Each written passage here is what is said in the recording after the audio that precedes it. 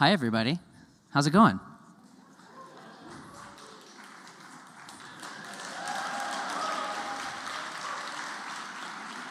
I just wanted you to clap for me, that's all. Thank you very much. My name's Aidan Flax-Clark. I'm the director of Live from NYPL. I am thrilled to see so many of you here tonight. And for everyone watching online, thank you for being with us. I have the immense honor of introducing one of our greatest living novelists, Richard Powers.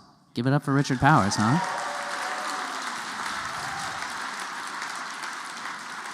And he just so happens to be here to talk with one of our other greatest living novelists, Marlon James.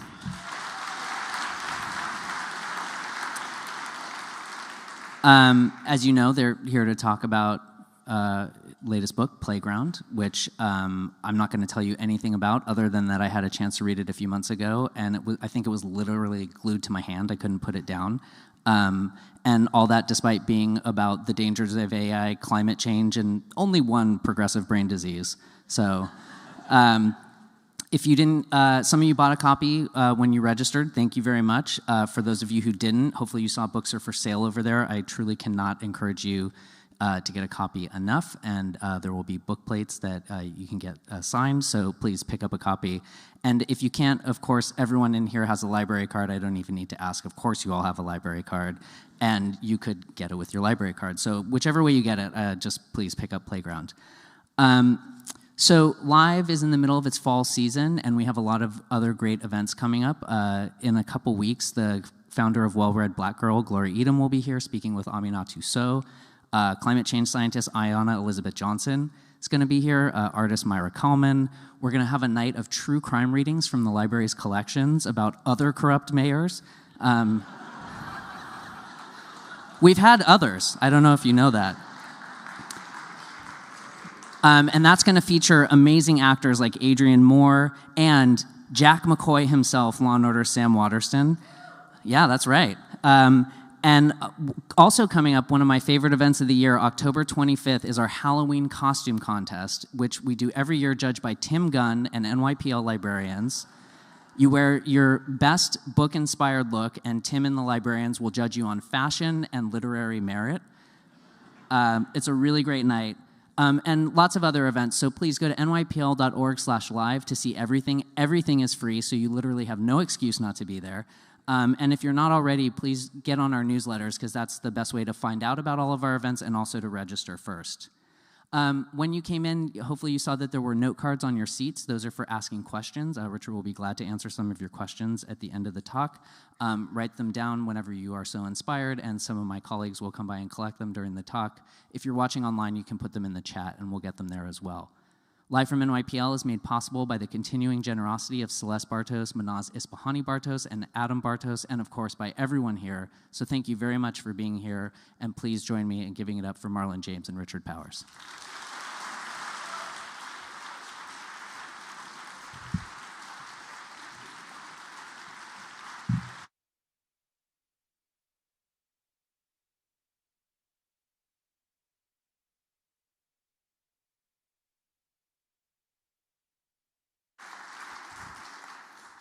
Wow. I know. You'd think we were musicians. Yes. I'm wearing my New Order t-shirt, though. I'm definitely overdressed here. Oh, God. I was thinking of some of the stuff we were talking about backstage, and I had a first question here, and then I was like, should we just talk about tech bros? Yeah. You know, there is a danger in talking backstage and enjoying it. Yeah. You know, the last time I was here for the library, I was in your role, interviewing Tom McGuane. Yeah. And beforehand, I said, Tom, should we talk about, the questions? And he said, there's an expression we have in horse racing. Don't sweat it out in the box. Oh, shit. Right. That means it's all downhill. That's from here right. Then. We hit our highest notes back there. Right. Well, I'm going to ask like official questions. So this is not like the first novel where you're kind of, let's call it, bewitched by intelligent alien life, whether it's trees or the ocean or AI, which we're going to talk about. What draws you to that kind of intelligence, you think?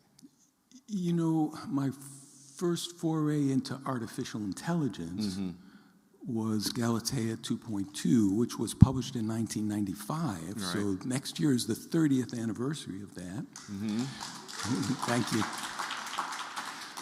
And I mention it because at the time, I was just retelling a Greek myth with the latest techno hype, which was neural networks. And I was imagining this as either science fiction or a fable or some weird mashup of the two. I know, because this is like pre-Y2K. Yeah, I mean, Google it, kids. By 5 years, that's right. Yeah, but the funny thing is, I mean, here we are on the day when the Nobel Prize in Physics was given to, two men whose work back then was laying the groundwork for deep learning. And my little fable from 30 years ago is basically what they're cranking out these days in Silicon Valley. You're trying to take credit for AI? Yes, I demand my cut. That's right. Yeah. But, you know, I think you put your finger on it when you broadened that question and said, you know, alien life in general, whether it's these, you know, prosthetic creatures that we're making or the more than human world around us. And for me, the awareness that that's what I've been striving to do wasn't really fully conscious until I started working on Overstory. And realizing then that this program of trying to find stories that could reintroduce all the things that had been rendered invisible by so much literary fiction, and to take another look at the human condition, the way that it had always been examined for so much of literary history in so many places of the world for, you know, for most of our storytelling careers. And that's the realization that you cannot tell stories about us without bringing on all the non-us through which we understand ourselves. And I think, you and I have something in common in this regard too, because when I realized in the 90s and early 2000s that I was being inundated in literature that tried to talk about humans as if nothing else existed, I began to think, you know, why did that disappear entirely from fiction? And it took me a bit longer to realize that it didn't. It only disappeared from a certain kind of belles lettres literary fiction, whereas science fiction folks and fantasy folks never stopped practicing the art of knowing the human through the non-human. Precisely, yeah, and the science fiction and fantasy guys also don't shy away from the big questions. That's right. You know, Kimley Stanley Robinson has no problem asking, "Why are we here?" Right. But when I read Darkstar, and those people are so immersed in a world where their existence is precarious because of all the other powerful agentic forces that aren't human. Right. Then I realized that there's a great kinship between that. Yeah, it's one of the things is we talk about sci-fi or science and fantasy. When you go back to a lot of these cultures and you realize that there's science, some of it, how much of it is on point. The Mayans knew a year was 365 days. Realizing, I go back and looking at African folklore and realize they knew about the whole sort of fungal networks of trees a long time ago. They all said the whole reason why a savanna looks so desolate is because the trees aren't talking to each other. And it makes me wonder the alien part. When did it become alien? Yeah. I mean, when foundational literature doesn't make that radical distinction, right?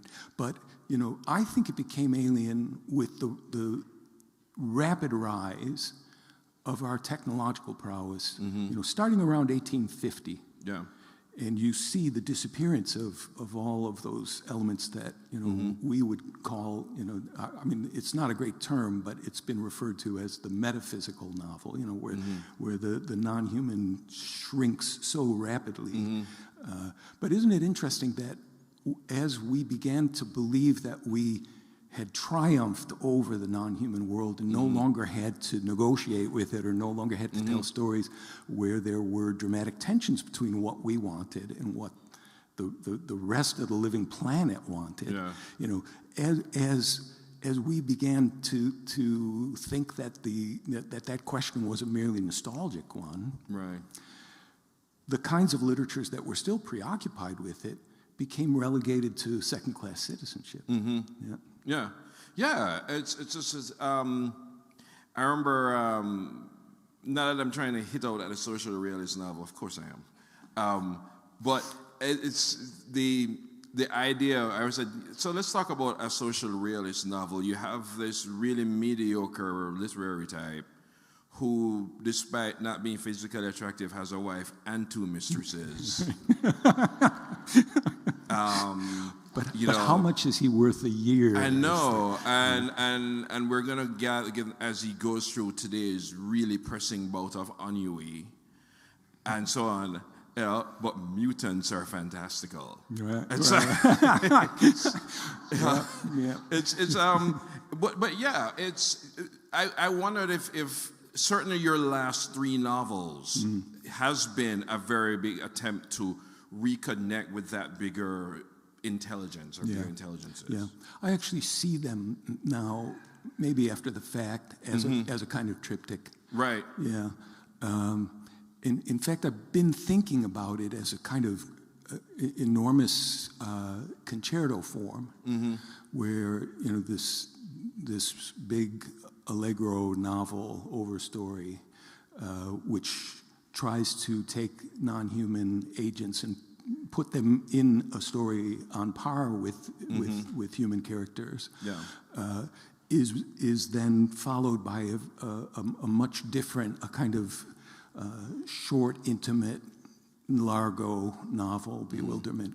And Playground is a very deliberate reprise of so many of the motifs in Overstory that it becomes a kind of frame. It closes out that sort of ternary form. I always thought Bewilderment is a story of people who actually didn't read the Overstory. Well, you know, I don't know if you had this, you know, after your Booker, but I thought, how do I keep working?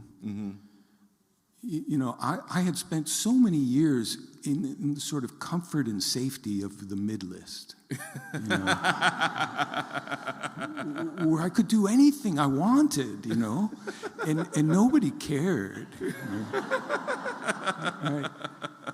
And then I had this gift. I mean, don't get me wrong. It's great. Hey, selling a book beats not selling a book. Well put. Yeah, but it does come with a weird sense of what do you do for an encore, you know, and you know, I may be projecting onto your career too, but what I decided was, don't try to compete with it. Just set entirely different terms, and in a very deliberate way, you know, scale, focalization, temporal, you know, frame, style. I tried to write a book that could not be at all compared to the other. I'm talking about that because you have a reputation for being, you know, novelist of ideas and themes and intelligence and all of that, and yet some of you may have heard this because I never stopped saying it. You wrote the last novel that ever made me cry. You know, the time of our singing, because the thing about that novel, I actually used to call it the anti-corrections. Don't tell friends that I said that. Don't tell friends that I said that. In the sense that, and it goes with this, and it goes with Bewilderment, and it goes with almost, you know, all the novels of yours that I've read. You actually do care about people deeply, and how they get into the message they get into. It's almost as if you're trying to figure them out. Bless you. You know, Marlon, you have no idea what a gift that is to me, to know that you had a visceral reaction to that book. I mean,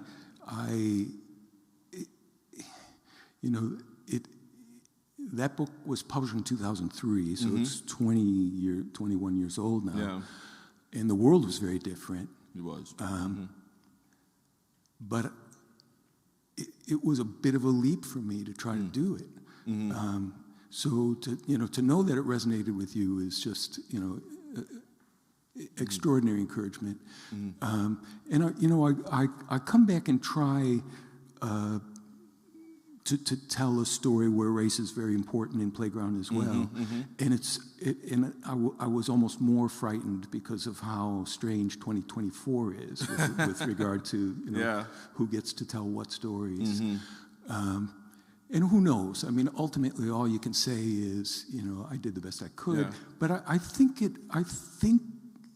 your point is, in order to get the authority to tell any story, you have to do that act of emotional identification. Yeah. You have to say, for the time that I spend in this world, I will be that person. Yeah. Yeah, I've always, when you asked me that question about who should write what and so on, and I said I'd much rather a three-dimensional, conflicting, contradictory character where the voice is all wrong than a caricature when the voice is all right. Yeah, that's really interesting. And that it's ultimately the type of stories that fail to do that. It's a failure of empathy, really. Yeah. Than anything else. How deeply you find yourself involved in your characters? Do you find them like almost like you're in a relationship with them, that you miss them when they're gone, or you're glad they're out the door? I mean, some of them you want to leave home, when they do come of age. and some, I would like to revisit and spend another few years with and take them a little further down, their trajectories. Oh my God, people are writing a ton of questions about Overstory now because you said that. Yeah, you were saying. What about you? I mean, you've had the luxury of having really large campuses and also refocalizing. So you get stories again from somebody else's point of view. Yeah, that's what I was trying with this trilogy, right? Because I've always liked one of my favorite novels is As I Lay Dying, and the idea that two people look at the same thing and come at two different conclusions, and in a way they're both right. Yeah, when I was teaching, I used to call that the Rashomon effect. Yeah. Right. Oh, I watched that movie. I actually gave a talk about that movie at the Toronto Film Festival because it's such it's such a formative influence on me. The whole idea of who tells a story and what happens when a story changes, and are they all true? Right. And I know for me, when I'm writing them, when I'm in the middle of the story, I believe that character. Right. So even when somebody else is telling me saying something else or something different, when I jump to that character, I believe them as well. And I think you have to. It's really interesting as you're saying that. This book, half of the book is narrated by a Silicon Valley tech bro named Todd Keene. So you Aren't have. they all named Todd? Say it again? Aren't they all named Todd? Yeah, they're all named Todd. Right. I don't trust Todd. Sorry, Todd, to the audience. So it's almost a given that if you want to subvert the authority of a character, or at least allow the reader to know something about that person's world or that person more than that person might know, that first person is the way to do it, right? Let me tell you about my friend Jay Gatsby, right? So, there's always this sense, not necessarily that there's conscious withholding or lying, but just that I need to represent the world from my point of view, right. As if the reader is judge, jury, and executioner. And of course, the story is going to be self-serving. Right. So that's degree one of the unreliable narrator. But, with Todd Keene, we learn early in the earliest pages of the book that he's also suffering from Lewy body dementia. So he's got a second order of unreliability because he's kind of racing the clock against his own cognitive decline. The point being that the reader, of course, comes to understand motives and to pity this guy because of all that he doesn't see about himself and the gifts that he wants to give and this terrible friendship or this push-pull friendship that spins out in a terrible way. But the challenge for me is as you were saying, when I'm writing in his voice, I become his attorney. Right. Yeah. I have to make the case for him. And it's the easiest thing in the world to hate a tech bro, right? I mean, we all do it routinely every day, right? But to say, I actually need to persuade the reader not to hate me. Yeah. Right? That's the art, Yeah, it is. But Todd, we were talking backstage that I went to this conference and the entire Saturday was about AI. Which was one of the most terrifying Saturdays of my entire life. There are going to be more of those to come. I know, but the guy who was scariest is the one who was trying to be friendly the most. It was like, just think about how you didn't make it to your prom and now you can. Wow. And your mom died a few years ago and she never made it to your graduation, but now you can put her in your graduation. Isn't that awesome? And the thing that blew my mind about him, and it reminds me of Todd, is that he just doesn't get it. Yeah. It's not that they're evil. No. It's just that they're clueless. Yeah, and cluelessness can be a kind of immorality.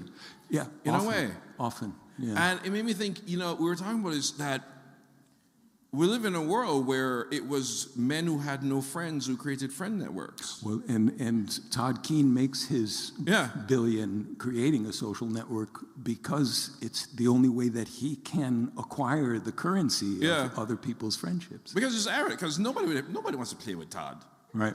But he creates a thing called Playground. It's like, boys who couldn't get a date who create online dating networks. And we wonder why we have stalking issues. Well, what is it? Where did this? And Todd as well. That it's just without giving too much, without giving away anything about too much about the story. That one, this is a novel about friendship, but Todd gets to the point where he pretty much tries to invent it. Yeah. As opposed to getting real friends. Yep. And his friend Rafi Young, who looks for his salvation in a very different place in poetry and in literature as a way of stabilizing his own catastrophic childhood, in a way of redeeming his own outsider status, right? He and Todd have so much to bond over, but they have also so much that pushes them apart. Yeah. And Rafi actually does have a kind of fantasy that we, on the literary side of this two cultures divide, have also fostered in various different ways of bringing the dead back to life. Yeah. Right? It's not just the technocrats who are interested in this question of resurrection. Right? It's also hanging around all the edges of storytelling as well. But it's Rafi's invitation to Todd to think about this question that Todd mistakes as the gift that he can give Rafi back. So Todd could very much be that guy at this Saturday seminar that you went to saying, I've done it for you here, be my friend. Now the dead can come back to life. But what does it mean what does it say though that they're not friends anymore? Yeah. And yet, that the friendship can end, and decades later, there's still that a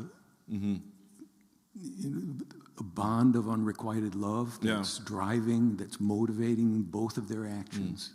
Is that something that surprised you in a way that social friendships, male-male friendships, not romantic friendships at all, can have unrequited love? You know, a lot of times, you know, we look at these things, they take on a life of their own. We want to do interventions, and then somehow we can't, right? Because the story has a vitality to it or an interior logic to it. I actually wondered about what the nature of this friendship was. I mean, Todd is, you know, a self-proclaimed asexual. But there is something really intense in what he feels for Rafi. What is it? And, you know, how much of it is, you know, is not even fully articulated by Todd himself. And I toyed with the idea of making that more overt or more problematic. But I actually thought it was a stronger story to have that component of male-male unrequited love without either of the males toying with the idea that it could be made, you know, explicit, that the desire, you know, could take a more, you know, bodily form. But I think it is more realistic, and I think that, again, it's one of the things I do like about a lot of your work, people who should be close who are not. People who are together but kind of fall apart. There's a lot of loneliness in the book. But you can only be lonely if you don't want to be. Right? I mean, if you're comfortable with solitude, it's not loneliness. Right? So the tragedy of a lot of my characters is desire to connect and not having the repertoire. Sometimes I wonder if the reason why I connected with some of the characters in your stories is because I was pretty lonely, and at one time I was like, God, I'm so sad, but I'm not as sad as this guy. Maybe that's why I write them. That's right. I'll say the thing about Time Before Singing, to jump over that, made me identify with it so much, was a scene in it where the character who is a classical music pianist and has no time for jazz finally hears a piece of jazz that bewitches him, and I actually shut the book because I'm gonna guess this. And I was like, if I were trying to convince a classical music person about jazz, what would I play? I was like, it has to be the first track from Sketches of Spain. And then I opened the book, and it was their Contrarians. I'm like, one, I'm a genius. And two, this character is a little too much like me. That's so great. Yeah. But it makes me wonder if there's a sense of with this novel, with the character Evie, not Evie. Evelyn. Evie's a person. Oh, Ina. Ina. No, not Eva. The actual explorer. Evelyn. Yeah. I was considering the person you said in an interview that she's kind of based on. That she's on this journey of discovery, and I wondered about that. I know, like, when people ask me how do I write a surprise in a novel? Right. And I said, well, because it has to be a surprise for me too. Right. Yeah. And these characters, they're on this journey of discovery, and I wonder if that's what the writing is for you as well. Boy, more with this book than any other book I've ever written. Yeah. You do learn things after 40 years and 14 attempts. Really? Like what? You'll get there, young man. No, but I think what I've learned, and I'm a very slow learner in this regard, is how to get out of the way of my own unconscious. I mean, there were some false starts, but once I found the rhythm, it was the closest thing to a gift that I've ever gotten. It practically wrote itself. What was that? What was a false start? I'm embarrassed. I can't do this in front of an audience. I mean, the concepts were so pathetic. But you have to get going. Yeah. You can't wait for coherence. Yeah. You have to stumble toward it for a while. And so there's that grace period that you give yourself where you know what the elements are in some ways, and you put them out in very clumsy and schematic and stylized ways. Yeah, well, making sense is overrated. And that's what I've begun to learn here at the age of 67. I teach students who are really convinced of how smart they are. And I'll ask them a question, and they spend a whole weekend and they can't answer it. And it's a simple question. I said, I've been blind my whole life. Describe red. Oh, yeah. Because you can't use sense to describe it. Yeah. All the intelligence you have in the world can't help you. Qualia. And that's actually a big issue in this question of machine consciousness. You know, AI might be able to pass the Turing test, but are they actually experiencing qualia? You know, the funny thing is, you know who can answer that question easily? A 4-year-old. I asked a 4-year-old girl, I can't see, describe red. And she says, well, I would say pink is pink, but red is red. I think, here you go. It's all in the vocalization, right? And I have yet to have a writer beat that answer. Because you do have to sort of let go of even what you think is smart. When you're trying to create a story. At what point in the writing do you realize you have a story? When the music starts. Yeah. I mean, I don't visualize very well. I mean, even in my own memory, it's hard for me to recreate in any degree of resolution, you know, with texture and color and the rest. But I do hear, you know, and I can't necessarily yet see, you know, exposition, rising action, climax, denouement, but there's something about, it's when the counterpoint starts to work. You know, when I can get two melodies going at the same time and I don't know which one is foreground and which one is background. It's funny you said here. I remember I was in London years ago and I spoke to some blind readers because I never thought of them. You know, and they listen to audiobooks, which is I'm a big fan of audiobooks. And back in the old days, the audiobook was a librarian speaking into a cassette and sending it to you. Books on tape. The original books on tape were librarians talking into the tape. Big up to librarians. But the whole concept of hearing the story. One of the things that the person said about me that they liked was that they liked when stories don't depend on visual details too much. When the pace and cadence, when the prosody of the sentence starts to embody, participate in the emotions that it's trying to describe. And that's the art.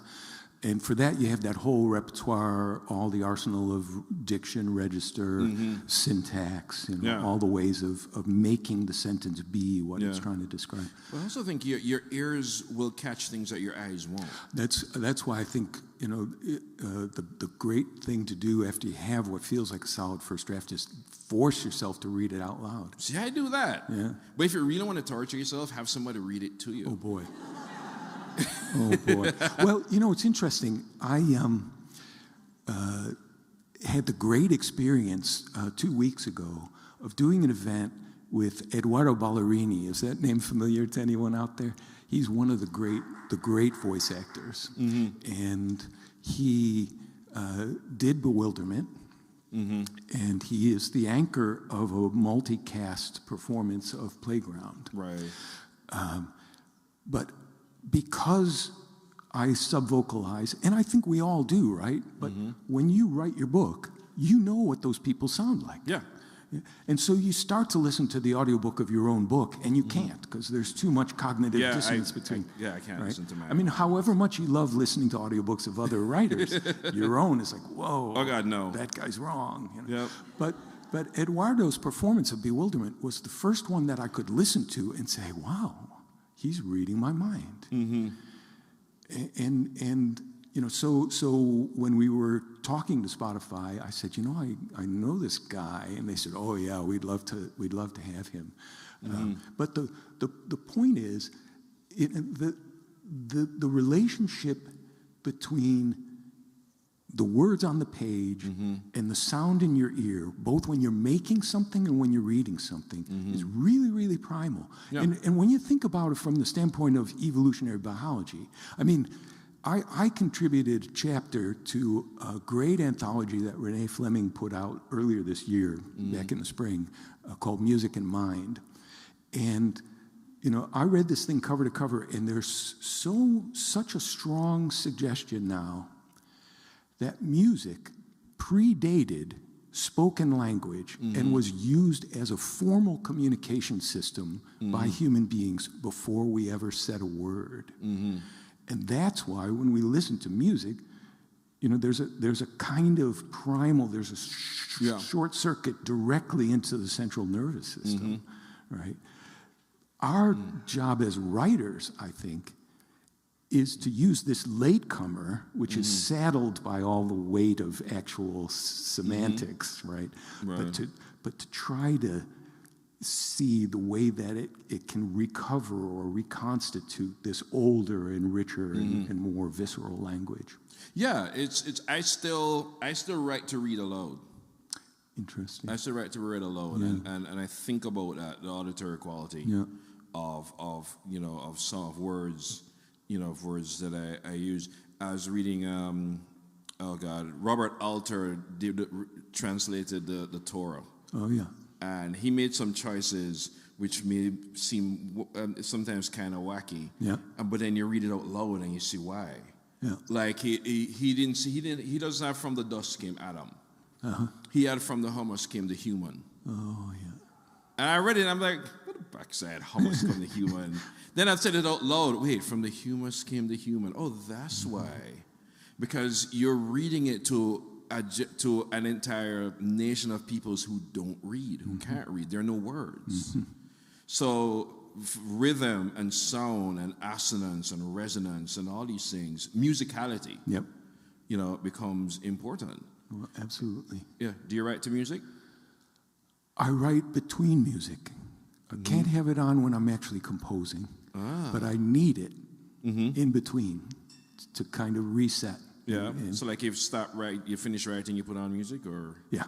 And I'll start in the morning, you know, to create, you know, to set a mental register. How about you? I actually listen to music throughout.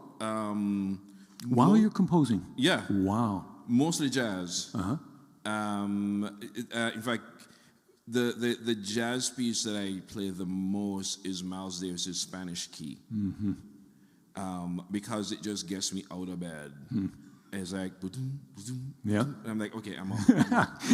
I'm ready. I'm gonna slay dragons today. I'm ready. Wow. But what if you're writing a scene that, you know, is in a different tempo and a different key and a different. Oh, then I shut it off. Yeah. And sometimes I mostly type, but there's some scenes where I have to whip out the pen. See, that's super interesting, because I've been now exploring with 3 modalities.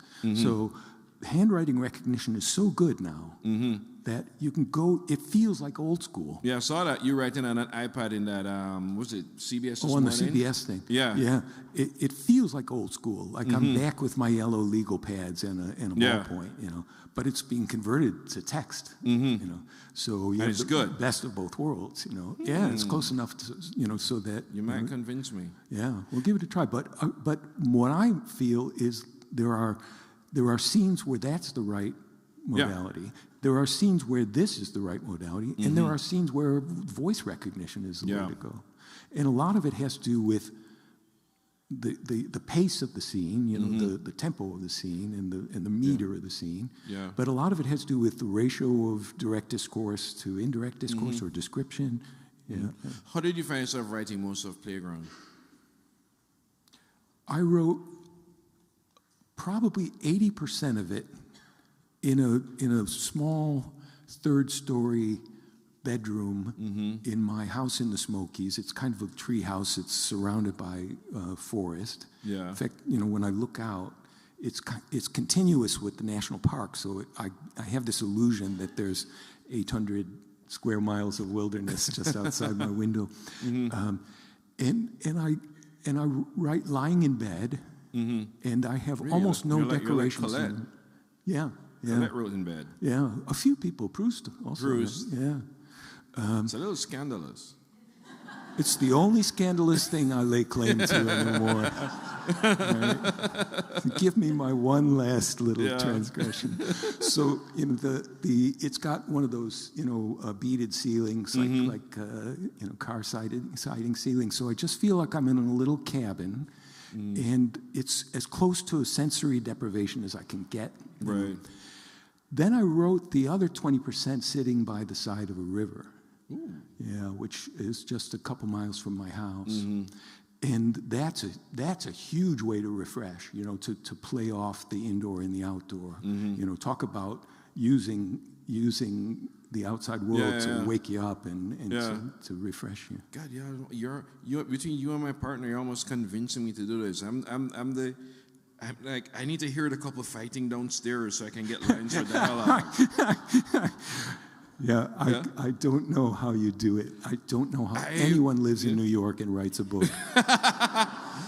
Funny enough, I don't know how it always happens, but every time I try to write a book in New York, something happens. The last time I tried to write a book in New York, COVID happened. Oh, wow.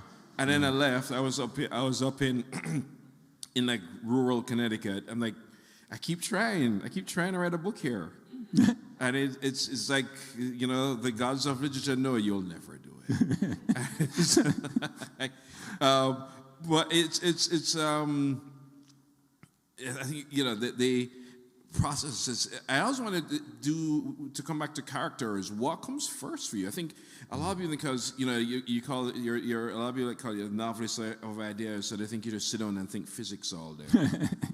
Well, for me, it's always been a puzzling, I accept it to some extent, but what I think is missing from that equation is that my understanding of human beings is that we are visceral creatures. We do operate through affect and through emotional battles, no question. But among our greatest passions, however much we're concerned with who gets to marry who's going to defeat who, we are immensely passionate about our way of knowing the world, whatever it is, whatever it is, that the erotics of knowledge drive us. Yeah. Right?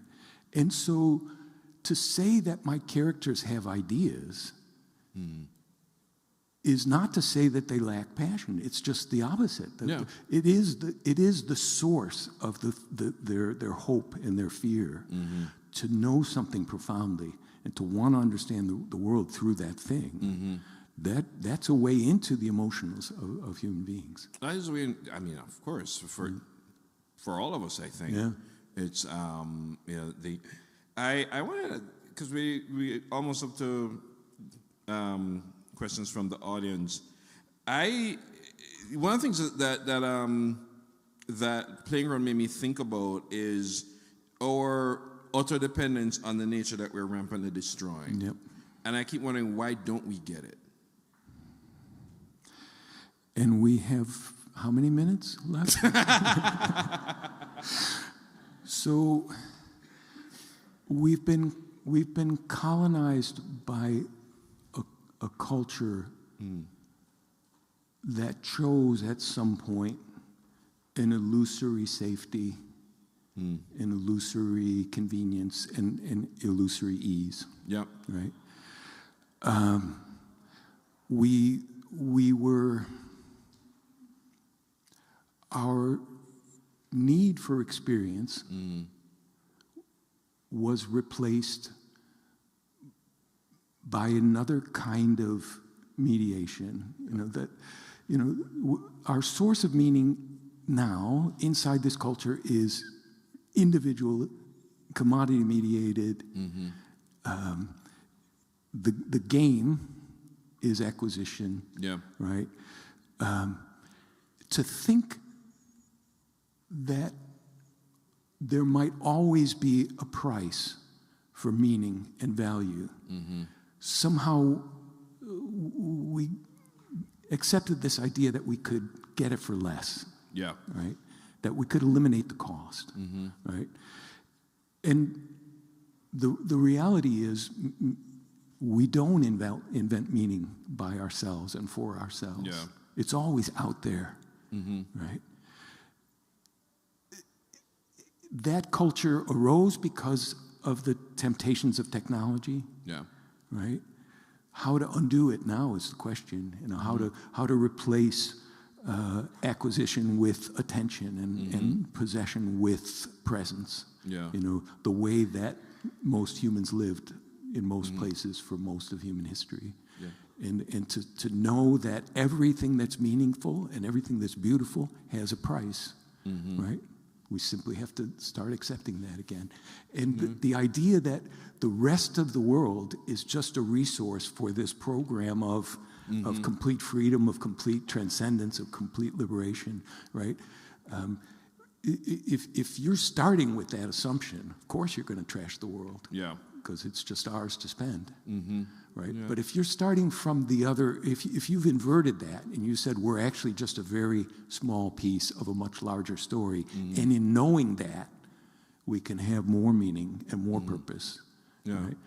Then all of a sudden, rehabilitation becomes endlessly interesting, endlessly motivating, and endlessly beautiful. Yeah. Well, this question. Thank you. See, you didn't need 45 minutes. You didn't need 45 minutes to answer that. That was the 2-minute version. Right? Okay. Here, speaking of the world, this question says, ironically, you're speaking on a night when a Category 5 hurricane is barreling towards the east coast of Florida. What is the biggest unanswered climate lesson today? So it's probably pretty generally known now that the reason we're getting so many of these 500-year hurricanes and the reason that they're intensifying so rapidly is because of the warm oceans. That's very well established. So what is the biggest... Can you read the exact formulation again? What's the biggest unanswered? Unanswered climate lesson. The biggest unanswered climate lesson is why the hell isn't it the central issue of the elections? Yeah. Yeah. You know, it's funny because I don't know if a lot of people know this, but around 3/4 of the planet has an election this year. Wow. Yeah, it's never been this many, and I go back to Jamaica, and every time I step into the sea, the first thing I think of is, why is it so hot? Yeah. I mean, we're not the North Pole. It's not going to be that way. But you're in the Caribbean. It's always, you step in, it's a little cold. You step back out, you step in, it feels normal. No, it's literally, it's warm. It's lukewarm. It's not even lukewarm. It's warm. They're saying hot tub temperatures in the Caribbean. Yeah, and it's, of course, then people are wondering, wow, is that a white shark out there? So of course it's a white shark. They don't know where they're going. You're right. Why? It blows my mind that it's not a central question. Yeah. And it's a few years ago, there was a little shout in for out to this, where when Germany was starting to have flood rains, and I'm like, hold on, you mean the countries that are actually screwing up the planet getting hit now? Yeah. I also wonder why is it something that we don't talk about, or we feel it's so easy to not speak about it. I do think that you can see the first signs of the transformation of consciousness, right? They're in place, and you can see it in part by the number of literary fiction books that are now taking the non-human world seriously, right?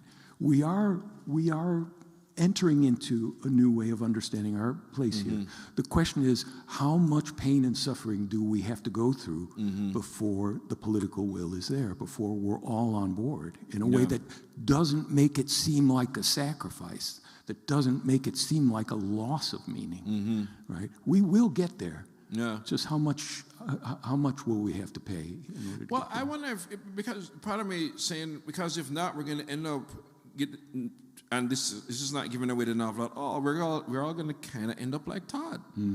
Yep. I don't want to end up. Yep. Yeah. He moved me and I felt really sorry for him, but I'm like, thank God I'm not him. Yeah. But then I thought about it though, because it's I remember reading an issue of Wired years ago, and they were talking about how we became cyborgs without knowing it. Mm. That we were wearing contact lenses, we have our phones in our ears. It's like all this sort of the kind of half man, half machine thing that we said, yeah, we actually did become that. Well, this book is also about that question. You're right. Right? By having these main characters born in 1970, they're kind of the last generation. That's the year I was born. Oh, wow. Yeah. So your earliest years were not digital. We're not what? We're not digital. No. Right? No. It's at each stage of this exponentially accelerating revolution, you lived through all these miracles that were a miracle for about 6 months, and then you normalized them. That's why we're so cynical. No, it's the plasticity of the brain. It's like, of course, of course I always needed a cell phone. Yeah. Right? Yeah. I would, it's always fun when I start a class and I talk about all the things they have no idea what I'm doing. Mm-hmm. I was like, there was a time when you had to do this and do this and let go and do that to dial a phone. And they go, what do you mean dial a phone number? And I was like, somebody said, tell me something that from very 70s and Gen X that nobody understand now. I said, if you miss an episode of a TV show, you will never see it. It's not coming again. It won't be on YouTube. If you didn't, I'm sorry if you didn't see Who Shot JR. You will never know. But to put this normalization in context, Socrates in the Platonic dialogues saying, this writing, it's going to kill our memories. Mm-hmm. It's going to destabilize society. Yeah. And it did those things. It kind of did, because I was in an accident once and I didn't have my phone because I thought phones were heavy. And the police asked, give me a number to call. And I went, oh. Mm-hmm. And I remember the days of knowing at least 10 phone numbers, because your mom would say, how are you going to call me if you're in trouble? Right. And I didn't, the only number I remember was a friend in Jamaica who was wondering, why am I calling from Minnesota, to ask her to go in the phone book to find a number in Minnesota to call and run up her phone bill, because I couldn't remember, I didn't memorize numbers anymore. That's fantastic. I have actually gone back to Jeanette Winterson talks about how she still memorizes books. Yeah. And I was like, I don't know if I can memorize a book again, but I go back to memorizing poems. Because because of that. Somebody says, where does spirituality come into your work? Or I would say, does spirituality come into your work? Oof. And that's, there is the other half of the equation. Mm-hmm. The first question was, what are the unanswered questions of climate change? All the science is there, right? Mm-hmm. What this cultural process that we were talking about earlier has done is, instrumentalize science, to split it off from the questions of the spirit. Mm-hmm.